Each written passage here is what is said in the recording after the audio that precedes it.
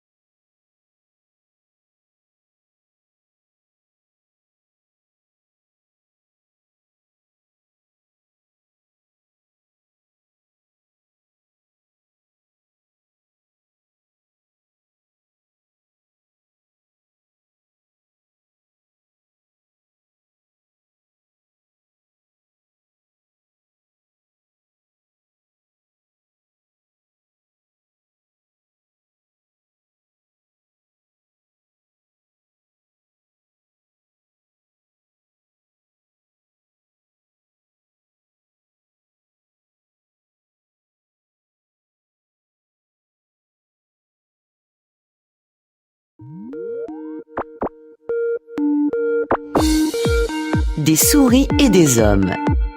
Jean Pouly. Jean Pouly, bonjour. Bonjour. Avec vous, cette question aujourd'hui, êtes-vous plutôt technophobe ou technophile ? C'est peut-être un peu l'ancien combat des anciens des modernes qui se rejoue sur la question des technologies, parce que de tout temps, l'homme a développé des technologies de différentes natures, et chaque époque a connu ses gourous technologiques et dans le même temps ses plus grands détracteurs. Alors le récent biopic qui est sorti sur la vie de Steve Jobs montre à quel point cet homme était totalement convaincu qu'il rendait service à l'humanité tout entière en démocratisant l'informatique. Alors cet homme était bien sûr visionnaire, et sa vie tout entière a été guidée en fait par cette obsession de diffuser ce qu'il appelait les technologies de l'esprit. Et la figure de Steve Jobs, créateur de la plus grosse capitalisation boursière mondiale, il faut le dire, montre que la technologie finalement représente beaucoup plus que des outils au service de l'homme et recouvre en fait un ensemble de réalités économiques, sociales, culturelles et même spirituelles.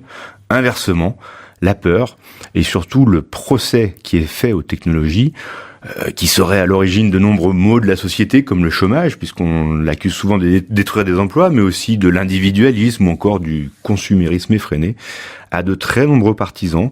Et le sujet revient régulièrement sur la table, comme notamment l'ouvrage à succès de Nicolas Carr, qui s'intitule « Internet rend-il bête ?» tout simplement. Pourtant, lui-même gourou du multimédia et professeur au MIT, ce qui est assez paradoxal. Et plus récemment, il faut le savoir, le plus grand savant de la planète actuelle, Peter Higgs, celui qui a inventé le boson du même nom, tout nouveau prix Nobel de physique, est résolument technophobe. Et comment fait-on la part des choses entre ces visions diamétralement opposées ? Regardons d'abord, comme je le fais souvent, l'histoire et la philosophie. Le mot techné, qui signifie production matérielle en grec, fait pleinement partie de l'histoire de l'humanité. L'homme produit, à la différence de l'animal, et c'est un fait. Mais d'un point de vue théorique, des philosophes, notamment comme Bernard Stiegler, que j'aime bien citer, affirment que c'est d'ailleurs une des caractéristiques fondamentales de l'être humain, que de créer des techniques et des artefacts. Il pense même que les supports qui consignent notre pensée, ça va du manuscrit jusqu'à l'ordinateur aujourd'hui, et qu'il définit comme des prothèses mémorielles, constituent aussi des éléments fondateurs de l'humanité et de son progrès. C'est donc en fait une vision résolument progressiste de l'humanité qui prévaut et qui envisage, pour simplifier, je donne une image, la tractopelle comme une extension du bras, par exemple, et l'ordinateur comme une extension de l'esprit. Et d'où vient-elle cette peur de la technologie ? Quels exemples pourrait-on citer pour l'illustrer ? Alors je pense que la peur des technologies, me semble-t-il, est soit une simple peur de changement, ce qui est un phénomène assez courant chez les êtres humains, en plus quand ça change vite, soit une prise de position parfois beaucoup plus théorique, voire théologique, assez radicale, qui envisage la technologie comme un ennemi de l'homme et de la nature. Alors on a plusieurs exemples dans l'histoire, notamment dès le début du 19e siècle. Le mouvement des ludistes en Grande-Bretagne s'était violemment opposé aux avancées technologiques de l'époque en brisant des métiers à tisser qu'ils accusaient de tous leurs maux et bien sûr de faire disparaître leur métier fait traditionnellement à la main.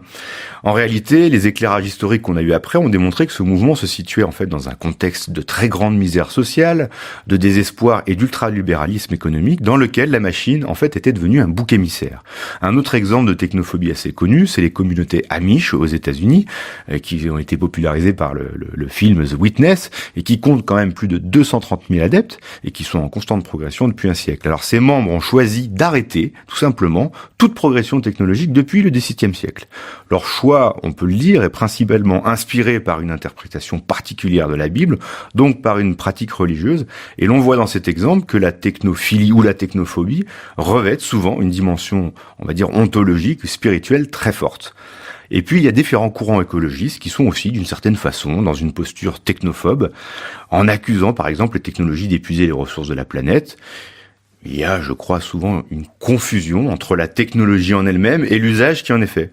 La véritable question qui se pose serait plutôt de savoir si une technologie serait intrinsèquement bonne ou mauvaise, et si oui, pourquoi. Ce que vous citez là, ce sont des postures un peu extrêmes. Il y a en fait, j'imagine, différents degrés d'adoption ou de rejet des technologies. Oui, tout à fait, car on pointe le plus souvent les positions extrêmes, comme les Amish par exemple, et puis de l'autre côté, on en avait parlé, les transhumanistes, qui pensent que la technologie est une fin en soi. Ce degré de croyance dans la technologie les amène à nier ou à rejeter l'essence même de l'humanité, qui, on le sait, est à la fois limitée, fragile et mortelle. Alors certains pensent aussi que l'énergie, source de nombreuses pollutions depuis l'apparition du pétrole et de l'atome, pourra, quand elle sera arrivée à un certain degré d'évolution, devenir propre et régler tous les problèmes de l'humanité. Moi, dans ces deux cas, je parlerais plutôt de techno-BA, ou techno-bêta, ou encore techno-réac. C'est comme on veut. Est-ce qu'il y a une voie médiane, ou est-ce qu'on doit forcément choisir son camp ? Il existe une position que personnellement moi j'essaie de comprendre et d'appliquer, qui est celle d'une technologie au service de l'humanité. C'est d'ailleurs le sens du titre de cette chronique. C'est-à-dire qu'une technologie dont les différents ressorts doivent être pensés, imaginés, conçus puis évalués au bénéfice exclusif de l'homme et de son environnement. C'est sans doute utopique, mais cela passe par des actions très concrètes, comme par exemple rationaliser, utiliser et optimiser la consommation d'énergie, favoriser l'éco-conception des produits, avoir une réflexion éthique sur les découvertes scientifiques, ou encore garder une certaine maîtrise sur l'utilisation que l'on fait des technologies, avoir en quelque sorte une sorte de sobriété technologique, une capacité à s'en passer, à prendre du recul, à garder un esprit critique. Et pour conclure, moi qui suis plutôt un techno-optimiste, on va dire, mais plutôt prudent, je reprendrai à mon compte certains conseils de Jacques Ellul, un philosophe français, lui, ouvertement technosceptique, qui nous demande justement de veiller à notre adaptation physique, sociale et intellectuelle à l'informatique, et il nous appelle notamment à une grande vigilance morale par rapport au génie génétique. Une chronique techno-optimiste. Merci beaucoup Jean Pouli d'avoir été avec nous. On vous retrouve la semaine prochaine.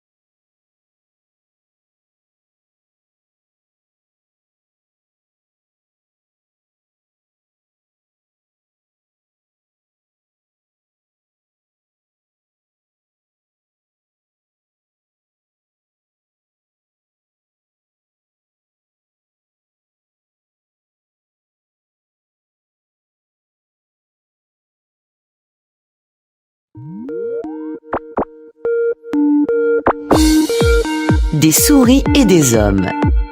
Jean Pouli. Jean Pouli, bonjour. Bonjour. Avec vous, cette question aujourd'hui, êtes-vous plutôt technophobe ou technophile ? C'est peut-être un peu l'ancien combat des anciens des modernes qui se rejoue sur la question des technologies, parce que de tout temps, l'homme a développé des technologies de différentes natures, et chaque époque a connu ses gourous technologiques et dans le même temps ses plus grands détracteurs.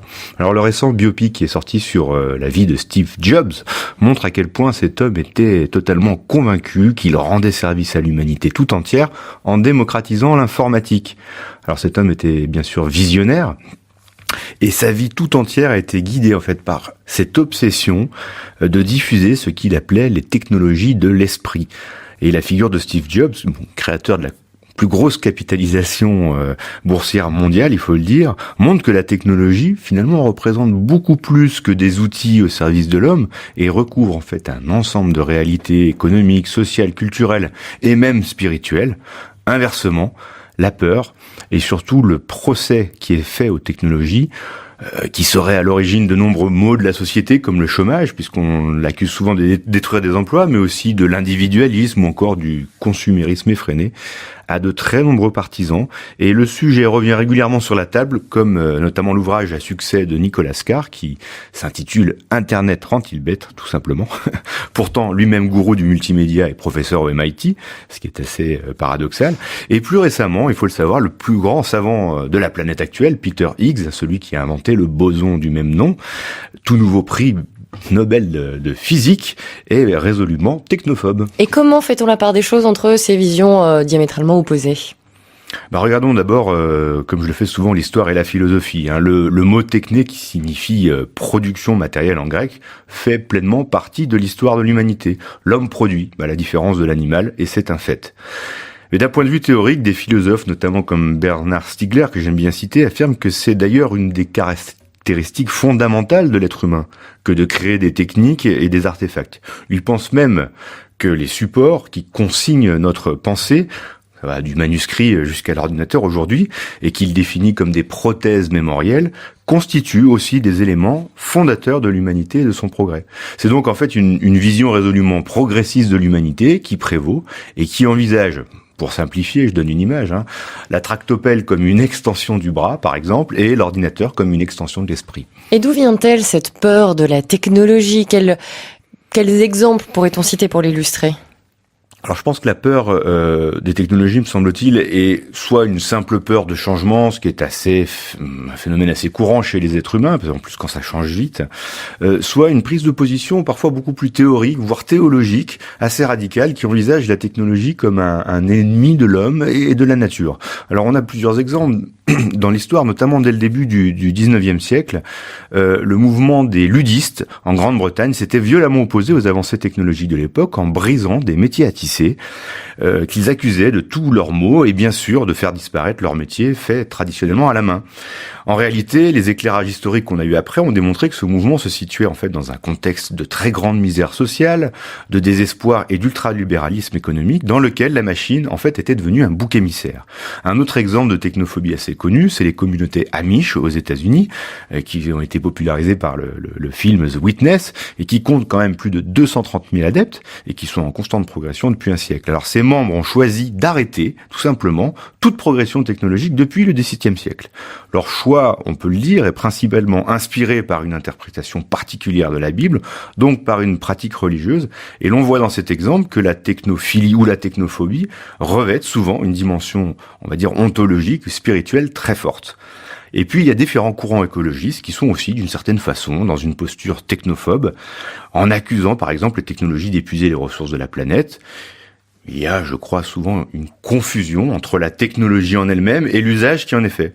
La véritable question qui se pose serait plutôt de savoir si une technologie serait intrinsèquement bonne ou mauvaise, et si oui, pourquoi. Ce que vous citez là, ce sont des postures un peu extrêmes. Il y a en fait, j'imagine, différents degrés d'adoption ou de rejet des technologies. Oui, tout à fait, car on pointe le plus souvent les positions extrêmes, comme les Amish par exemple, et puis de l'autre côté, on en avait parlé, les transhumanistes, qui pensent que la technologie est une fin en soi. Ce degré de croyance dans la technologie les amène à nier ou à rejeter l'essence même de l'humanité, qui, on le sait, est à la fois limitée, fragile et mortelle. Alors certains pensent aussi que l'énergie, source de nombreuses pollutions depuis l'apparition du pétrole et de l'atome, pourra, quand elle sera arrivée à un certain degré d'évolution, devenir propre et régler tous les problèmes de l'humanité. Moi, dans ces deux cas, je parlerais plutôt de techno-BA, ou techno-bêta, ou encore techno-réac. C'est comme on veut. Est-ce qu'il y a une voie médiane, ou est-ce qu'on doit forcément choisir son camp ? Il existe une position que personnellement moi j'essaie de comprendre et d'appliquer, qui est celle d'une technologie au service de l'humanité. C'est d'ailleurs le sens du titre de cette chronique. C'est-à-dire qu'une technologie dont les différents ressorts doivent être pensés, imaginés, conçus puis évalués au bénéfice exclusif de l'homme et de son environnement. C'est sans doute utopique, mais cela passe par des actions très concrètes, comme par exemple rationaliser, utiliser et optimiser la consommation d'énergie, favoriser l'éco-conception des produits, avoir une réflexion éthique sur les découvertes scientifiques, ou encore garder une certaine maîtrise sur l'utilisation que l'on fait des technologies, avoir en quelque sorte une sorte de sobriété technologique, une capacité à s'en passer, à prendre du recul, à garder un esprit critique. Et pour conclure, moi qui suis plutôt un techno-optimiste, on va dire, mais plutôt prudent, je reprendrai à mon compte certains conseils de Jacques Ellul, un philosophe français, lui, ouvertement technosceptique, qui nous demande justement de veiller à notre adaptation physique, sociale et intellectuelle à l'informatique, et il nous appelle notamment à une grande vigilance morale par rapport au génie génétique. Une chronique techno-optimiste. Merci beaucoup Jean Pouly d'avoir été avec nous. On vous retrouve la semaine prochaine.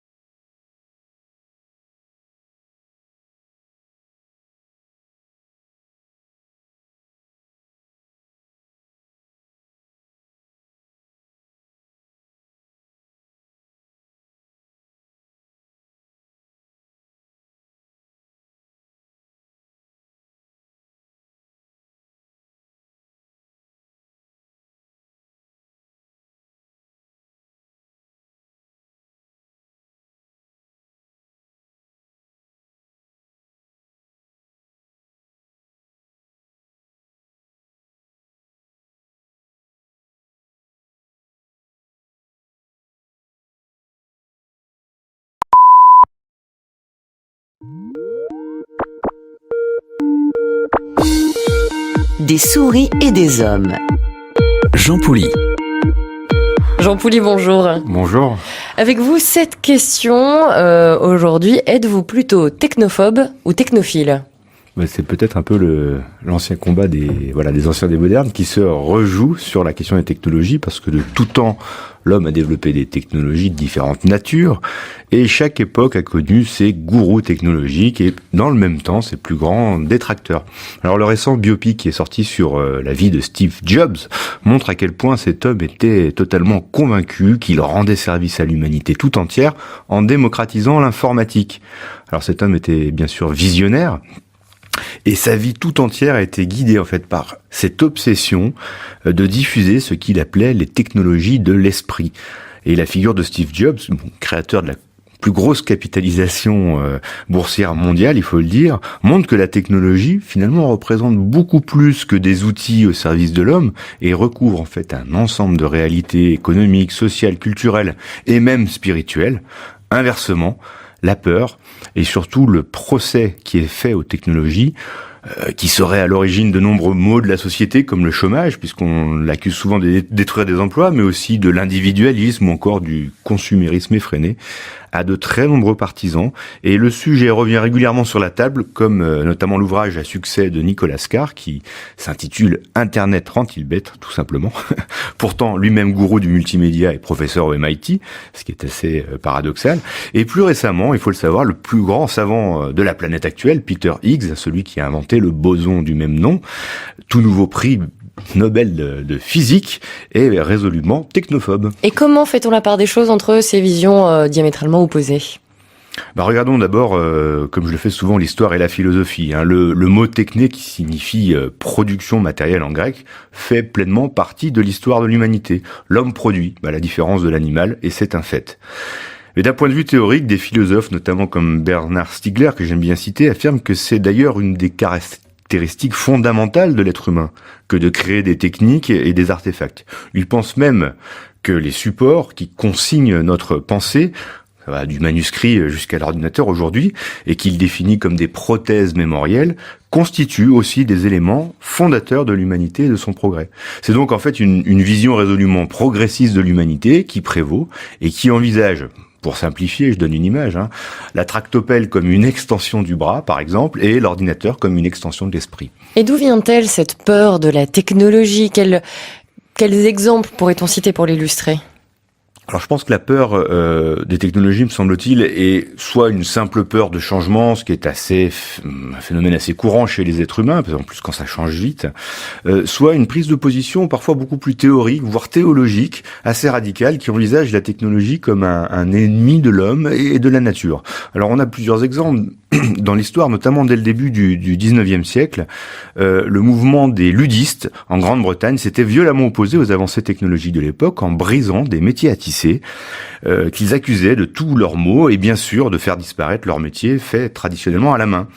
En réalité, les éclairages historiques qu'on a eu après ont démontré que ce mouvement se situait en fait dans un contexte de très grande misère sociale, de désespoir et d'ultralibéralisme économique dans lequel la machine en fait était devenue un bouc émissaire. Un autre exemple de technophobie assez connu, c'est les communautés Amish aux États-Unis qui ont été popularisées par le film The Witness et qui comptent quand même plus de 230 000 adeptes et qui sont en constante progression depuis un siècle. Alors ces membres ont choisi d'arrêter tout simplement toute progression technologique depuis le XVIIe siècle. Leur choix, on peut le dire, est principalement inspiré par une interprétation particulière de la Bible, donc par une pratique religieuse, et l'on voit dans cet exemple que la technophilie ou la technophobie revêtent souvent une dimension, on va dire, ontologique, spirituelle très forte. Et puis, il y a différents courants écologistes qui sont aussi, d'une certaine façon, dans une posture technophobe, en accusant, par exemple, les technologies d'épuiser les ressources de la planète. Il y a, je crois, souvent une confusion entre la technologie en elle-même et l'usage qui en est fait. La véritable question qui se pose serait plutôt de savoir si une technologie serait intrinsèquement bonne ou mauvaise, et si oui, pourquoi. Ce que vous citez là, ce sont des postures un peu extrêmes. Il y a en fait, j'imagine, différents degrés d'adoption ou de rejet des technologies. Oui, tout à fait, car on pointe le plus souvent les positions extrêmes, comme les Amish par exemple, et puis de l'autre côté, on en avait parlé, les transhumanistes, qui pensent que la technologie est une fin en soi. Ce degré de croyance dans la technologie les amène à nier ou à rejeter l'essence même de l'humanité, qui, on le sait, est à la fois limitée, fragile et mortelle. Alors certains pensent aussi que l'énergie, source de nombreuses pollutions depuis l'apparition du pétrole et de l'atome, pourra, quand elle sera arrivée à un certain degré d'évolution, devenir propre et régler tous les problèmes de l'humanité. Moi, dans ces deux cas, je parlerais plutôt de techno-BA, ou techno-bêta, ou encore techno-réac. C'est comme on veut. Est-ce qu'il y a une voie médiane ou est-ce qu'on doit forcément choisir son camp ? Il existe une position que personnellement moi j'essaie de comprendre et d'appliquer, qui est celle d'une technologie au service de l'humanité. C'est d'ailleurs le sens du titre de cette chronique. C'est-à-dire qu'une technologie dont les différents ressorts doivent être pensés, imaginés, conçus puis évalués au bénéfice exclusif de l'homme et de son environnement. C'est sans doute utopique, mais cela passe par des actions très concrètes, comme par exemple rationaliser, utiliser et optimiser la consommation d'énergie, favoriser l'éco-conception des produits, avoir une réflexion éthique sur les découvertes scientifiques, ou encore garder une certaine maîtrise sur l'utilisation que l'on fait des technologies, avoir en quelque sorte une sorte de sobriété technologique, une capacité à s'en passer, à prendre du recul, à garder un esprit critique.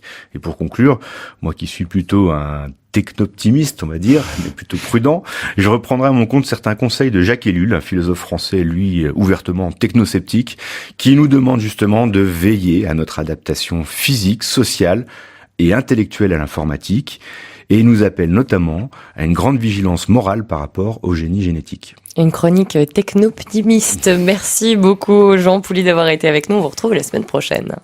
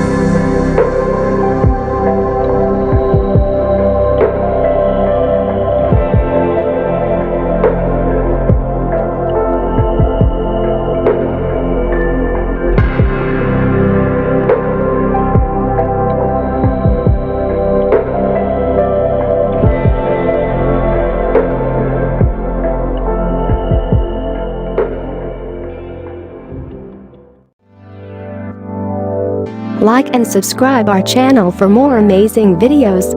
Also don't forget to share it with your friends. Contact French NU to learn French language. We provide online classes for DELF preparation, TEF preparation, academic course preparation for kids, and accent improvement. Call or WhatsApp at 98706966926 or email at linguistic.fr@gmail.com.